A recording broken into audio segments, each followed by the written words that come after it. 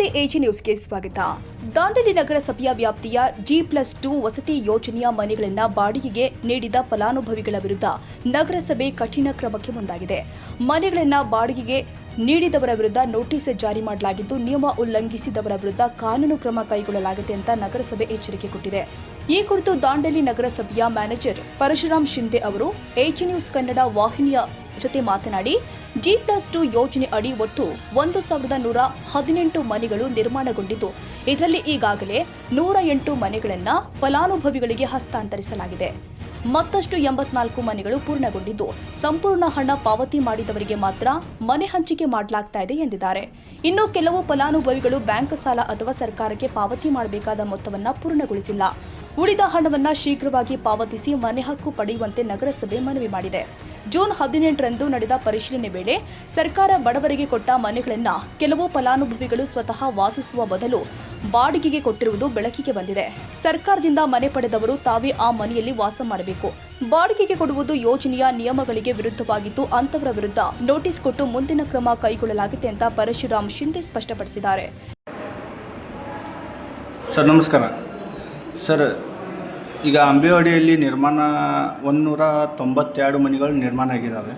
So ಅದರಲ್ಲಿ ಒಂದಿಷ್ಟು ಮನೆಗಳು ಬಡ ಫಲಾನುಭವಿಗಳಿಗೆ ಹಂಚಿಕೆ ಆಗಿದೆ, ಇನ್ನೊಂದಿಷ್ಟು ಹಂಚಿಕೆ ಆಗಿಲ್ಲ.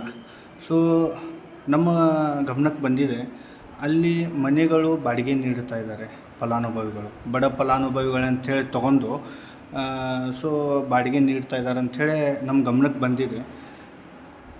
ಈ ನಿಟ್ಟಿನಲ್ಲಿ ಹಿಂದೆಯೂ ಕೂಡ ಈ ಕೆಲವೊಂದಿಷ್ಟು 5 ದಿನಗಳ ಹಿಂದೆ ಕಿತ್ತೂರು ಕರ್ನಾಟಕ ಸೇನೆ ಸಂಘಟನೆಯೂ ಕೂಡ ಅದರ ಬಗ್ಗೆ ಪೌರಾಯುಕ್ತರಿಗೆ ಒಂದು ಮನವಿಯನ್ನು ಕೊಟ್ಟಿತ್ತು. ಸೊ ಅವರು ಕೂಡ 5 ದಿನ ಗಡುವು ಟೈಮ್ ಕೊಟ್ಟಿತ್ತು. ಸೊ ಹಾಗಾಗಿ ನಗರಸಭೆಯವರು ಏನು ಕ್ರಮ ತಗೊಂಡಿರಿ ಸರ್ ಅದ್ರ ಬಗ್ಗೆ? ಎಲ್ಲರಿಗೂ ನಮಸ್ಕಾರ. G+2 ಒಟ್ಟು ಮನೆಗಳು 1118. ಇದರಲ್ಲಿ ಈಗಾಗಲೇ ನಾವು 108 ಮನೆಗಳನ್ನು ನಮ್ಮ ತಾವೇ ಹಸ್ತಾಂತರ ಮಾಡಿಕೊಂಡು ಈಗಾಗಲೇ ಫಲಾನುಭವಿಗಳು ಕೊಟ್ಟಿದ್ದು ಇರುತ್ತದೆ. ಹಾಗೆ ಮತ್ತೆ 84 ಮನೆಗಳು ಈಗಾಗಲೇ ಪೂರ್ಣಗೊಂಡಿದ್ದು, ಆ 84 ಮನೆಗಳಲ್ಲಿ ಯಾರು ಪೂರ್ಣ ಹಣವನ್ನು ಕಟ್ಟಿದ್ದಾರೆ ಅಂಥವರಿಗೆ ನಾವು ಈಗಾಗಲೇ 2 ಮನೆಯನ್ನು ಹಂಚಿಕೆ ಮಾಡಿದ್ದೀವಿ. 84ರಲ್ಲಿ 108ರಲ್ಲಿ 108 ಮನೆಯೂ ಹಂಚಿಕೆ ಮಾಡಿದ್ದೀವಿ. ಆದರೆ 1,20,000 ರೂಪಾಯಿ ಬ್ಯಾಂಕ್ ಲೋನ್ ಅಥವಾ ಅವರು ಸ್ವತಃ ತುಂಬಬೇಕಾಗಿದ್ದು ಸರ್ಕಾರಕ್ಕೆ ಇನ್ನೂ ತುಂಬಿರುವುದಿಲ್ಲ ಕೆಲವು ಜನ. ದಯವಿಟ್ಟು ಇದರಿಂದ ತಾವು ಬಾಡಿಗೆದಾರಂತ ಹೇಳ್ತಾ ಇದ್ದೀರಿ, ಮನೆಯನ್ನು ಕೊಟ್ಟಿದ್ದೀರಿ. ಅದರಂತೆ ನಾವು ನಿನ್ನೆ ದಿನಾಂಕ 18/6/2026ರಂದು ಸಂಜೆ G+2 ಮನೆಗಳ ಪರಿಶೀಲನೆ ಮಾಡ್ತಾಯಿದ್ದೀವಿ. ಅಂಥವರು ಯಾರಾದರೂ ಫಲಾನುಭವಿ ಬಾಗಿಲು ಕೊಟ್ಟಿದ್ದು ಸರ್ಕಾರ ನಿಮಗೆ ಬಡ ಫಲಾನುಭವಿ ಅಂತ ಗುರುತಿಸಿಕೊಟ್ಟಿದ್ದು, ತಾವು ಹೋಗಿ ವಾಸ್ತವ್ಯ ಮಾಡುವ ಬದಲು ಬಾಡಿಗೆ ಕೊಟ್ಟಿದ್ದಂತ ನಮಗೆ ತಿಳಿದು ಬರ್ತಾ ಇದೆ. ದಯವಿಟ್ಟು ಯಾರಾದರೂ ಫಲಾನುಭವಿಗಳು ಅಲ್ಲಿ ವಾಸ್ತವ್ಯ ಇಲ್ಲದೇ ಇದ್ದರೆ ಅಥವಾ ಇದುವರೆಗೆ ತಾವು ಕಟ್ಟಬೇಕಾದ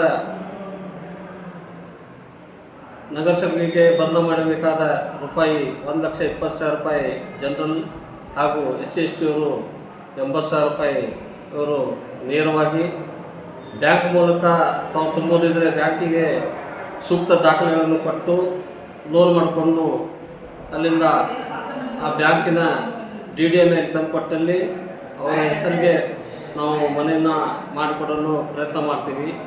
ಹಾಗೆ ಯಾರು ತುಂಬಿಲ್ಲೋ ಈಗಾಗಲೇ ನಾವು 1, 2, 3 ನೋಟಿಸ್ ಕೊಟ್ಟಿದ್ದೀವಿ ಈಗಾಗಲೇ. ಅದಕ್ಕೆ ಅದೇ ಸಂಬಂಧಿಸಿದ ಉತ್ತರ ಫಲಾನುಭವಿಗಳಿಂದ ಬರ್ತಾ ಇಲ್ಲ. ಮಾನ್ಯ ಜಿಲ್ಲಾಧಿಕಾರಿಗಳು ಹಾಗೂ ನಮ್ಮ ಆಶ್ರಯ ಸಮಿತಿ ಅಧ್ಯಕ್ಷರಾದಂಥ ಸನ್ಮಾನ್ಯ ಶ್ರೀ ಅರವಿಂದ್ ದೇಶಪಾಂಡೆ ಅವರ ಮಾರ್ಗದರ್ಶನ ಹಾಗೂ ನಮ್ಮ ಪೌರಾಯುಕ್ತರ ನಿರ್ದೇಶನದಂತೆ ನಾವು ಮುಂದಿನ ಕ್ರಮವನ್ನು ಕೈಗೊಳ್ತೀವಿ. ಹಾಗೆ ಈಗಾಗಲೇ ನಾವು G+2 ಮನೆಗಳನ್ನು ಭೇಟಿ ನೀಡಲಾಗುತ್ತಿದ್ದು, ಬಾಡಿಗೆದಾರರ ಯಾದಿಯನ್ನು ನಾವು ತಯಾರು ಮಾಡ್ತಾ ಇದ್ದೀವಿ. ಹಾಗೆ ಯಾರು ದುಡ್ಡು ಕಟ್ಟಿಲ್ಲೋ ಅಂಥವ್ರಿಗೆ ನಾವು ಅಂತಿಮ ನೋಟಿಸನ್ನು ಕೊಟ್ಟು ಅತಿ ಶೀಘ್ರದಲ್ಲಿ ಯಾರು ಕಟ್ಟೋಗಲ್ಲ ಅಂಥವ್ರ ಮನೆಯನ್ನು ಸೀಜ್ ಮಾಡಿ ಮುಂದೆ ಅಂಥವ್ರ ಹೆಸರನ್ನು ನಾವು ಆಶ್ರಯ ಮೀಟಿಂಗ್ನಲ್ಲಿ ಇಟ್ಟು ನಮ್ಮ ಆಶ್ರಯ ಸಮಿತಿಯ ಅಧ್ಯಕ್ಷರು ಹಾಗೂ ನಮ್ಮ ಶಾಸಕರಾದ ಆರ್.ವಿ. ದೇಶಪಾಂಡೆ ಸರ್ ಹತ್ರ ಈ ಒಂದು ವಿಷಯವನ್ನು ವರದಿಯೊಂದಿಗೆ ನಾವು ಚರ್ಚೆ ಮಾಡಿ ಮುಂದಿನ ಕ್ರಮ ನಿರ್ವಹಣೆ ಮಾಡ್ತೀವಿ. ಹಾಗೆ ದಯವಿಟ್ಟು ಮತ್ತೊಮ್ಮೆ ನಾನು ಎಲ್ಲರಲ್ಲಿ G+2 ಫಲಾನುಭವಿಗಳಲ್ಲಿ ವಿನಂತಿ ಮಾಡಿಕೊಳ್ಳೋದಂತಂದರೆ ಈಗಾಗಲೇ 108 ಮನೆಗಳನ್ನು ನಾವು ಕೊಟ್ಟಿದ್ದೀವಿ. ಕೆಲವು ಫಲಾನುಭವಿಗಳು ಇನ್ನೂ ಬಾಕಿ ಇಟ್ಕೊಂಡಿದ್ದು ಹಣವನ್ನು ದಯವಿಟ್ಟು ಆ ಹಣವನ್ನು ನಗರಸಭೆಗೆ ಭರ್ನ ಮಾಡಿ ನಮ್ಮ ನಗರಸಭೆಗೆ ಸಹಕಾರ ಮಾಡಬೇಕು. ಹಾಗೂ ಮುಂದಿನ ಮನೆಗಳನ್ನು ನಿರ್ಮಿಸಲು ತಾವು ಅನುಕೂಲ ಮಾಡಿಕೊಡ್ಬೇಕು. ತಾವೆಲ್ಲ ದುಡ್ಡು ತುಂಬಿದರೆ ಮುಂದಿನ ಮನೆಗಳನ್ನು ನಾವು ನಿರ್ಮಿಸಲು ನಮ್ಮ ಕಾಂಟ್ರಾಕ್ಟರ್ಗೆ ಹಾಗೂ KHBಗೆ ನಾವು ತಿಳಿಸಲು ನಾವು ಸಾಧ್ಯ ಆಗ್ತಾಯಿದೆ. ಆದ್ದರಿಂದ ದಯವಿಟ್ಟು ಆದಷ್ಟು ಬೇಗನೆ ತಾವು ಎಲ್ಲರೂ ನಗರಸಭೆಗೆ ಭರ್ನ ಮಾಡಬೇಕಾದ ತಮ್ಮ ಮನೆಯ ಹಣವನ್ನು ದಯವಿಟ್ಟು ಸಂದಾಯ ಮಾಡಲು ಈ ಮೂಲಕ ವಿನಂತಿಸಿಕೊಳ್ತಾ ಇದ್ದೀವಿ. ದಯವಿಟ್ಟು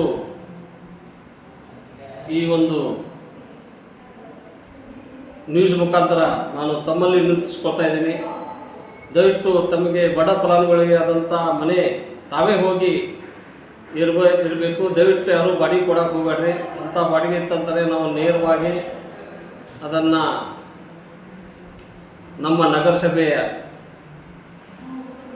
ಅಂತೆ ಕಾನೂನು ಕ್ರಮಗಳನ್ನು ಕೈಗೊಳ್ಳಲು ನಾವು ಮುಂದಿನ ದಿನಗಳಲ್ಲಿ ಪ್ರಯತ್ನ ಮಾಡ್ತೀವಿ.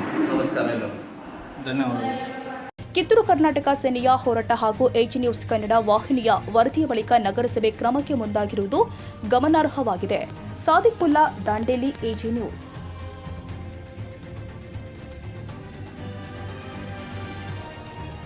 ಕನ್ನಡಿಗರ ಮೆಚ್ಚಿನ ನಿಮ್ಮ AG 24/7 ನ್ಯೂಸ್ ಕನ್ನಡ ವಾಹಿನಿ ಇದೀಗ ಟಿವಿಯಲ್ಲಿ ಲಭ್ಯ. ವೇಳೆ ನೋಟಿಸ್ ಕೊಟ್ಟಿದ್ರೆ ವಾಪಸ್ ತಗೋತೀವಿ.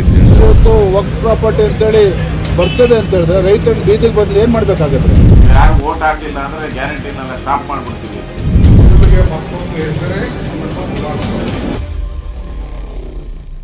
ಕರ್ನಾಟಕ ಮತ್ತು ದೇಶ ವಿದೇಶ 360 ಡಿಗ್ರಿ ಸುದ್ದಿ ಹಾಗೂ ಉತ್ತರ ಕರ್ನಾಟಕ, ಬೆಳಗಾವಿ, ಬಾಗಲಕೋಟೆ, ಧಾರವಾಡ, ಹಾವೇರಿ, ಗದಗ, ಬಿಜಾಪುರ ಜಿಲ್ಲೆಯ ಕ್ಷಣ ಕ್ಷಣದ ವಿವರವನ್ನ ಪಡೆಯುವುದಕ್ಕೆ AG 24/7 ನ್ಯೂಸ್ ಕನ್ನಡ ವಾಹಿನಿಯನ್ನ ಲೈಕ್ ಮಾಡಿ, ವಿಡಿಯೋಗಳನ್ನ ಶೇರ್ ಮಾಡಿ, ಕಮೆಂಟ್ ಮಾಡುವ ಮೂಲಕ ನಮ್ಮ ವಾಹಿನಿಗೆ ಸಹಕಾರ ನೀಡಿ ಮತ್ತು ಚಾನೆಲ್ ಅನ್ನ ಸಬ್ಸ್ಕ್ರೈಬ್ ಮಾಡಿ. ಧನ್ಯವಾದಗಳು.